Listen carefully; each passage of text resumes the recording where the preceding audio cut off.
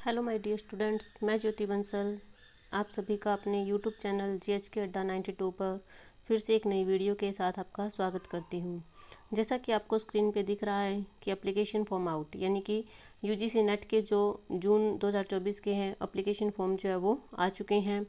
हम इस वीडियो में जो है वो बहुत महत्वपूर्ण जो इम्पोर्टेंट जो बातें हैं उनको डिस्कस करेंगे, जैसे कि पात्रता इसमें क्या रहेगी, उम्र जो है यानी कि एज है वो इसमें क्या है, फीस क्या है, नेगेटिव मार्किंग है या नहीं, लास्ट डेट एग्ज़ाम की कब है, एग्ज़ाम कब से बढ़ने शुरू हो रहे हैं, एग्ज़ाम का मोड जो है वो किस टाइप का है। इस बार एनटीए ने बहुत सारे जो है वो चेंजेज किए हैं, उसमें से जो महत्वपूर्ण चेंजेज हैं हम उनके बारे में भी इस पर चर्चा करेंगे। आइए हम अपनी वीडियो को देखते हैं। एनटीए का जो नोटिस आया है उसको हम एक बार देखते हैं। कृपया करके वीडियो को ज़्यादा से ज़्यादा शेयर करना, लाइक करना, चैनल को सब्सक्राइब करना। देखिए क्या दिया हुआ है इस वीडियो में। ये जैसे कि आपको पता ही है कि ये क्या है, ये यूजीसी नेट की जो बुलेटिन है वो आपको स्क्रीन पे शायद दिखाई दे रही होगी, ये आपने हो सकता है देख भी लिया हो। इसके बारे में थोड़ा सा डिस्कस करते हैं कि ये क्या है। देखिए जो बेसिक जानकारी है सबसे पहले अपने वो देखते हैं कि फॉर्म जो है वो कब से स्टार्ट है। तो ये देखिए आपको दिख रहा होगा कि ऑनलाइन जो रजिस्ट्रेशन है वो कब से कब तक है, 20 अप्रैल से लेके 10 मई तक है। ठीक है, और उसके बाद में लास्ट डेट जो है वो क्या हुआ, 10 मई हुई। ठीक है, फॉर्म फिल करने की। और फीस की जो लास्ट डेट है वो है 11 मई से लेके 12 मई तक है। ठीक है, और उसके बाद में हम बात करते हैं इसकी फ़ीस की। तो जनरल कैटेगरी की फ़ीस है 1150 रुपये, ओबीसी और ईडब्ल्यूएस इनकी फ़ीस है 600 रुपये, और SC ST PWD की है 325 रुपये। ये फ़ीस रहने वाली है। यानी कि जो एग्जामिनेशन फॉर्म जो है वो 20 अप्रैल यानी कि आज से भरने शुरू हो गए हैं, और 10 मई जो है इसकी लास्ट डेट है। और फीस जो कर सकते हैं अपने डेबिट कार्ड से कर सकते हैं, क्रेडिट कार्ड से भी कर सकते हैं, है ना, नेट बैंकिंग से भी कर सकते हैं, और यूपीआई पेमेंट मोड भी हम कर सकते हैं। कब तक कर सकते हैं, ये कर सकते हैं 11 मई से लेके 12 मई तक है, इसको कर सकते हैं। ठीक है, नेक्स्ट देखते हैं इसमें और क्या दिया हुआ है। देखिए अगर कोई भी फॉर्म में मिस्टेक हो जाए तो अगर उसको सुधारनी हो तो हम कब तक करेक्शन जो है वो कर सकते हैं, इसमें 13 मई से लेके 15 मई तक इसमें करेक्शन कर सकते हैं। ठीक है, सेंटर जो है वो बाद में बताएगा एनटीए। ठीक है, और एडमिट कार्ड भी बाद में आएंगे आपके। एग्जामिनेशन डेट देखिए इसमें क्या दी हुई है, 16 जून 2024 दी हुई है, यानी कि वन डे एग्ज़ाम जो है वो कर दिया है। इसमें कोई सीरीज़ नहीं दी गई है कि 10 जून से लेके 25 जून तक होंगे, तो अलग अलग होते हैं। ठीक है, लेकिन इसमें सिर्फ एक डेट दी हुई है, तो यही अनुमान लगाया जा रहा है कि एक दिन जैसे सेट का हुआ था 25 मार्च को, वैसे ही हमारा नेट का एग्ज़ाम होगा 16 जून को। ठीक है, इसमें टाइम ड्यूरेशन जो है वो 3 घंटे का मिलता है, फर्स्ट और सेकंड पेपर दोनों का। इनमें इसमें कोई ब्रेक जो है वो नहीं होता है। ठीक है, नेक्स्ट देखते हैं। टाइमिंग जो है एग्जामिनेशन की वो भी बाद में बताएगा एनटीए। ठीक है, सेंटर, डेट, शिफ्ट, ये सब कुछ बाद में एडमिट कार्ड के ऊपर शो होंगे अपने को। ठीक है, और आंसर की वगैरह कब आएगी ये भी बाद में अनाउंस होगा। रिजल्ट जो है वो भी बाद में, और वेबसाइट एनटीए की हमें पता ही है यूजीसी नेट की क्या होती है। ठीक है, इसके अलावा जो है अब देखिए मेन बात इसमें क्या है कि 20 अप्रैल से लेके 10 मई तक हमारे जो है वो एग्जामिनेशन फॉर्म जो है वो फिल होंगे। 11 से लेके 12 मई तक हम इसकी फ़ीस जो है वो जमा करवा सकते हैं। 13 से लेके 15 मई तक हम इसमें करेक्शन जो है वो कर सकते हैं। और हमारा एग्ज़ाम जो है वो कब होगा, ये होगा 16 जून को। ठीक है, सबसे बड़ी बदलाव ये है कि ये वन डे एग्ज़ाम कर दिया है इन्होंने। ठीक है, नेक्स्ट देखते हैं और क्या चेंजेज आए हैं।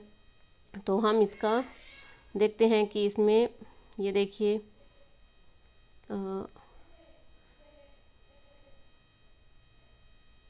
इसमें देखो ये 3 कैटेगरी में इस बार भरा जाएगा। अपने ने पहले वीडियो में देखा था कि एक तो जेआरएफ का, ठीक है, एक असिस्टेंट प्रोफेसर के लिए, और एक एडमिशन टू पीएचडी ओनली। यानी कि एक तो हम जेआरएफ भर सकते हैं, जेआरएफ में देखो दोनों तीनों आ जाएंगे, जेआरएफ भी आ गया, असिस्टेंट प्रोफेसर भी आ गया, और पीएचडी एंट्रेंस भी हो गया। ठीक है, और असिस्टेंट प्रोफेसर वाले में जेआरएफ नहीं होता है, इसमें सिर्फ एपी और पीएचडी एंट्रेंस ये दोनों आएंगे। ठीक है, और पीएचडी में ना तो जेआरएफ होगा और ना ही एपी होगा, इसमें सिर्फ क्या होगा, एंट्रेंस होगा आपका पीएचडी का। ठीक है ना, क्या होगा, एंट्रेंस होगा ओनली पीएचडी का। ठीक है, देखते हैं आगे। अब देखो ये भी बहुत बड़ा बदलाव जो है वो एनटीए ने किया है, एग्जामिनेशन मोड। ये देखिए, the examination shall be conduct in OMR based mode only, OMR based mode only यानी कि पेपर पेन, ठीक है। पेपर पेन मानी यानी कि ऑफलाइन, ठीक है। अभी तक ऑनलाइन हो रहा था, 2018 में हुआ था ऑफलाइन लास्ट, उसके बाद में NTA जो है वो ऑनलाइन मोड जो है एग्ज़ाम का कर दिया था इन्होंने, और इस बार फिर से इन्होंने ऑफलाइन कर दिया है, ठीक है। ऑफलाइन करने से कई फ़ायदे भी हुए तो कई नुकसान भी होंगे। ऑफलाइन से फ़ायदा ये हो रहा है कि जो हमें पैसेज आता है वो रीड करने में काफ़ी मुश्किल होती थी, अब ऑफलाइन में हम उसको इजीली जो है वो कर पाएंगे, ठीक है। एग्ज़ाम के पैटर्न में कोई चेंज नहीं है, वही है। देखिए क्वेश्चन 50 क्वेश्चन फर्स्ट पेपर के आएंगे और 100 क्वेश्चन जो हमारे सब्जेक्ट के आएंगे, इसमें कोई भी बदलाव नहीं आया है। सब्जेक्ट जो है इसमें 83 सब्जेक्ट का होगा इस बार भी, ठीक है। मीडियम जो है वो सेम रहेगा, हिंदी और इंग्लिश लैंग्वेज को छोड़ के ओनली, पेपर जो है दोनों में आएंगे। और मार्किंग स्कीम में भी वही सेम है। इसमें देखो सबसे मेन पॉइंट क्या है, there is no negative marking for incorrect response, यानी कि यहाँ पे नेगेटिव मार्किंग जो है वो नहीं है। इसका मतलब क्या हुआ कि जून का जो पेपर है ये हमारे लिए एक गोल्डन अपॉर्चुनिटी है, ठीक है। हो सकता है दिसंबर में नेगेटिव मार्किंग भी हो जाए, ठीक है। तो ये हमारे लिए एक अच्छी न्यूज़ है कि इसमें इस बार नेगेटिव मार्किंग जो है वो नहीं है। नेक्स्ट देखते हैं, इसमें जो क्वालिफिकेशन दी हुई है वो देखिए, जनरल के लिए जो है, जनरल कैंडिडेट के लिए तो 55 मार्क्स यानी कि PG के अंदर कितने होने चाहिए, 55 होने चाहिए, ठीक है। और अदर कैटेगरी के लिए देखिए यहाँ पे 50% मार्क्स जो है वो कर दिए हैं। और क्वालिफिकेशन में एक चीज़ और भी है, इसके अंदर आप ये देखिए कि जो बच्चे जो कैंडिडेट जो है 4 ईयर या 8 सेमेस्टर बैचलर डिग्री प्रोग्राम के अंदर हैं, वो भी नेट का फॉर्म जो इस बार फिल कर सकते हैं, बशर्ते उनके 75% जो है वो होने चाहिए, किसमें, ऑल ओवर 4 ईयर बैचलर में या फिर 8 सेमेस्टर वाले में कितने होने चाहिए, 75% होने चाहिए।